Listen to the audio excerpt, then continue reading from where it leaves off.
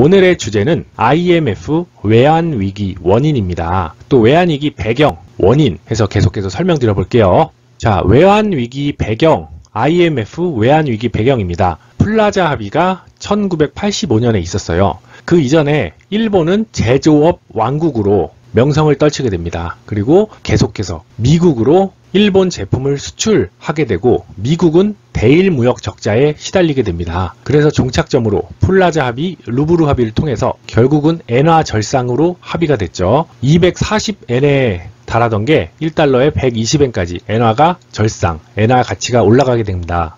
IMF 외환위기 이전에 우리나라는 고정환율제를 적용하고 있었어요. 1달러에 800원으로 픽스된 페그제를 사용하고 있었는데, 자, 플라자 합의 이후에 일본의 화폐 가치가 절상됐어요. 200엔에서 100엔으로. 200엔 하던 자동차를 일본에서는 미국에 1달러에 수출할 수 있게 되죠. 근데 화폐 가치가 100엔으로 절상, 화폐 가치가 높아지다 보니까 200엔짜리 자동차를 수출하게 되면 2달러에 수출하게 되는 거예요. 그러면 미국 사람 입장에서는 비싸게 주고 사게 되는 거니까 일본의 수출 경쟁력이 떨어지게 되겠죠. 그러면 우리나라는 이제 반사이익을 얻게 되는 겁니다. 우리나라 화폐 가치는 변함이 없어요. 페그제이기 때문에 1달러에 800원 고정이기 때문에 우리나라 수출 경쟁력은 상대적으로 우위에 서게 되는 거예요. 일본이 수출 경쟁력이 떨어졌죠? 근데 우리나라는 상대적으로 우위에 서게 되는 거예요. 그래서 본격적으로 IMF 외환위기 원인에 시작할게요. 개요입니다. 간략하게 먼저 개요를 설명을 드려볼게요. 정부는 실책을 했어요. 정부도 실책이 있고 기업도 문제가 있었습니다. IMF 외환위기 전에 대외적인 환경에 변화가 있었어요. 그거 한번 이 세 가지를 중점적으로 자세하게 설명을 드릴게요. 자, IMF 외환위기는 97년에 터졌죠. 97년에. 근데 85년 이후에 플라자 합의 이후에 우리나라 수출 경쟁력이 일본의 비교 우위로 높아졌어요. 엔화 가치가 절상되면서 우리나라의 화폐 가치가 낮아졌어요. 상대적으로 낮아져서 우리나라 수출이 잘 된 거예요. 그러니까 85년 플라자 합의 이후부터 97년 IMF 외환위기가 터지기 전까지 수출이 굉장히 잘 일어났다는 거죠. 우리나라 입장에서. 자, IMF 터지기 전까지 수출이 계속 잘 되고 있어요. 그러면 기업 입장에서는 재투자를 해서 수익을 계속해서 극대화시키려고 노력을 할 거예요. 근데 자금이 부족할 거예요. 자금을 어떻게 조달해야 될까? 일반적으로 금융기관이라고 하면 은행에서 기업은 자금을 조달해야 될 텐데, 은행은 기업에 대출을 해줌에 있어서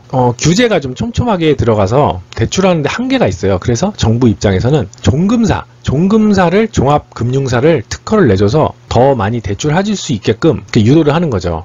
외환위기 전에는 가계는 저축의 주체고 기업은 투자의 주체잖아요. 근데 미국에 비해서 우리나라는 고정환율제를 썼고 금리가 좀 높았어요. 그럼 우리나라 은행에서 빌리면 금리가 높잖아요. 그래서 종금사는 어떤 특혜를 줬냐면 종금사에서 외국에서 미국 등 달러 자산을 싸게 3% 정도의 금리로 빌려오는 거예요. 미국이나 일본 같은 곳에서 3% 이자를 달러로 빌려오는 거예요. 달러로. 단기로 이렇게 촘촘하게 슬라이스 치듯이 단기로 빌려오는 거예요. 그 우리나라 기업 입장에서는 자, 대출을 받을 수 있는 건데 요 종금사를 통해서 대출을 조달받는 거예요. 그 한 7% 뭐 이 정도의 대출을 받을 수 있는 거예요. 그냥 우리나라 은행에다 대출을 받으면 한 15% 이상 이자를 주고 대출을 받아야 되는데 이 종금사를 통해서 받으면 7%대 이자를 받을 수 있는 거예요. 대출 이자를 7%만 내고 대출을 받을 수 있는 거예요. 장기로 근데 빌려줘야 돼요. 그러니까 종합금융사는 단기로 좀 싸게 빌려서 장기로 길게 대출해 주는 거예요. 그러니까 저금리로 빌려와서 고금리로 대출해 주는 거죠. 그래서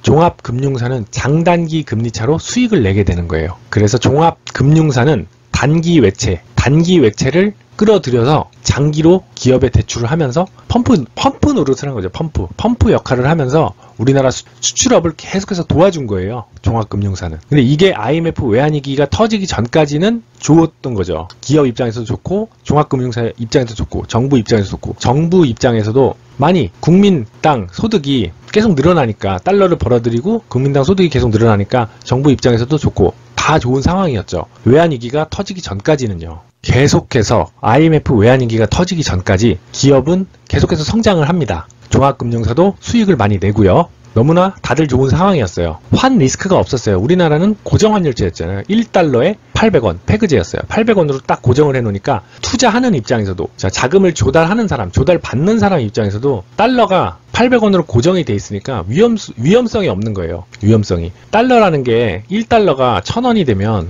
2,000원이 되면, 자, 대출을 받은 사람 입장에서는 이자 부담이나 원금 부담이 2배로 늘어나 버리는 거거든요. 근데 우리나라는 고정 환율제를 썼기 때문에 이 환 리스크가 없었어요. 그래서 더 기업 입장에서 과감하게 투자할 수 있었고 과감하게 확장할 수 있었던 겁니다. 그래서 과도한 부채, 과도한 확장에, 자, 과도한 부채나 확장을 하면서 기업은 계속해서 성장하고 우리나라도 계속해서 성장을 했던 거예요. 근데 문제가 터집니다. 여기서 일본과 중국 등 우리 동아시아 국가에서 엄청난 대외적인 글로벌 환경 변화가 생기는 거예요.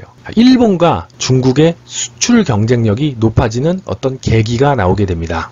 IMF 외환위기 원인, 마지막 글로벌 환경 변화로 인해서 이 IMF 외환위기 사태가 빵 하고 터진 거예요. 90년대 중국은 거대한 자본과 토지, 노동력으로 글로벌 수출국으로 등장을 하게 됩니다. 중국산 메이드 인 차이나, 엄청나게 싼 물건이잖아요. 이걸 가지고, 엄청 큰 무기죠. 이걸 가지고 글로벌 무역시장으로 등장을 하게 되고요. 일본은 플라자 합의 이후로 이렇게 무너졌는데 자산버블까지 끼면서 일본은 굉장히 어려웠어요. 95년에 고베 대지진까지 있으면서 일본도 많이 몰락을 했죠. 근데 역플라자 합의가 이뤄지게 됩니다. G7 국가에서 역플라자 합의가 이뤄지고 95년에 이루어졌어요. 이거는 일본의 수출 경쟁력을 다시 높여주자. 일본도 글로벌 리더로서 역할을 하기에 충분하기 때문에 수요와 공급의 역할을 충분히 해야 된다. 이러면서 합의를 해줬어요. 그러니까 일본의 수출 경쟁력이 높아지면서 중국도 부상하면서 우리나라, 다른 동아시아 국가들은 위기가 확산된 거예요. 자, 지금 입장에서 생각해보면 그냥 위기면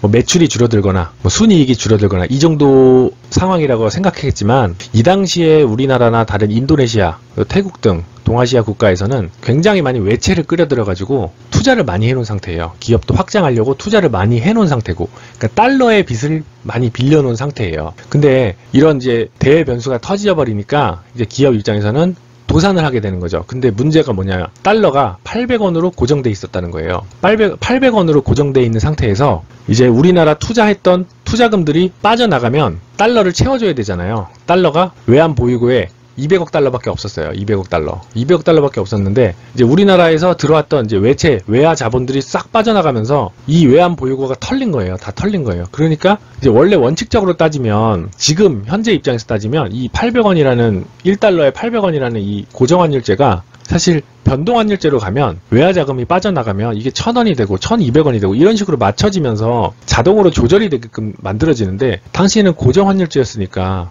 이게 외환 보유고가 다 털려서 우리나라는 어쩔 수 없이, 우리나라도 뿐만 아니라 태국, 인도네시아 이런 동아시아 국가들이 IMF에 구제금융을 신청하게 됩니다. 우리나라는 97년에 이제 IMF 구제금융을 신청했죠. 자, IMF 외환위기의 원인, 누구의 잘못인가? IMF 외환위기가 누구의 잘못인가? 자, 정부의 잘못이냐, 기업의 잘못이냐, 글로벌 환경 변화 탓이냐 물어봤을 때 뭐라고 하나라고 대답할 수는 없어요. 사실은 어느 한 구석에서 명분은 다 있고 이유는 다 있었어요. 정부 입장에서도 자, 수출이 계속 잘 되고 국가가 팽창하고 성장하고 있는 그런 와중에 자, 성장을 외면하기는 어려웠을 거예요. 성장을 독려하고 장려하겠죠. 근데 이 고정환율제를 적용하고 있는 상태에서 기업의 부채 부담이 이제 비례적으로 커졌잖아요. 성장을 하면서 부채도 같이 커져야 되는 게 순리인데 뭐 이렇게 부채 부담이 커지다 보니까 나중에는 이게 변동환율제로 바꿔야 되는데, 변동환율제로 바꿔버리면 기업의 부채가 확 커져버리니까 우리가 저 외환 보유고로 메꿔볼 수 있겠다 이렇게 생각할 수도 있어요. 근데 외환 보유고가 털려버리니까 그게 문제였던 거죠. 정부 입장에서도 나름대로 그만한 이유가 있었다. 그리고 기업 입장에서도,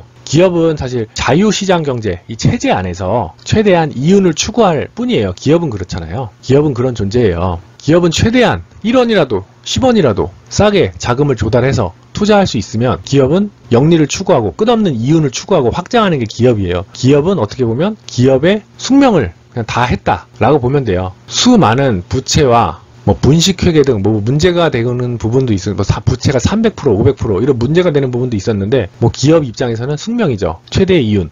기업 입장에서는 그렇다. 자, 글로벌 환경 변화도 마찬가지예요. 중국이나 일본이 뭐 다른 동아시아 국가를 몰락시키기 위해서 이걸 조작했다라고 하기에는 터무니없어요. 그런 주장은 터무니없는 거예요. 일본도 일본 나름대로의 자산버블 이후에 꺾인 성장들, 그 다음에 지진 등 국내외적인 요인들 때문에 일본도 굉장히 어려웠던 상황이었고, 어떻게 해서든 일본도 글로벌 리더로서 역할을 했어야만 했어요. 공급, 수요 다 충족을 해줄 수 있는, 해외에 있는 물건을 사줄 수 있고 해외 물건을 수출할 수 있는 그런 역할을 충분히 했어야만 됐죠. 중국도 마찬가지인 상황이었어요. 그래서 어느 한 요소로 인해서 IMF 외환위기가 터졌다라고 말하기에는 무리가 있는 거죠. 오늘은 외환위기, IMF 외환위기 원인에 대해서 좀 10분간 제가 하려고 준비를 했었는데 10분이 좀 넘었어요. 사실 이걸 10분간의 내용에 녹이기는 사실 어려웠거든요. 사실 2시간 정도는 설명을 해야 설명하는 제 입장에서도 충분한 설명이 되고, 받아들이는 사람 입장에서도 IMF 외환위기가 이 정도 된다 라고 이해할 수 있는데,